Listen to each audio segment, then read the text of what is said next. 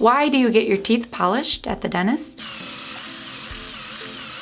Oftentimes, patients ask me if polishing is only for cosmetic reasons. Like, do we require polishing for the health of the tooth, or is it only for that minty fresh feeling? Well, that's a great question, and I'm sure there are many theories and philosophies on this, but the textbook answer is yes. Polish, especially if you choose the mint flavor, will help you get that clean, minty fresh feeling. And of course, the polish helps to remove stain on your teeth, which could be considered cosmetic, but the most important reason we can indirectly relate the benefits of polishing to your dental health is that polish is an abrasive toothpaste in a sense. So it's actually helping make the tooth surface smooth, free of any residual plaque after instrumentation. And when the tooth is smooth like this, plaque is less likely to adhere or attach to the tooth surface, which technically is a dental health concept. If you want to learn more about plaque or even the difference between plaque and tartar,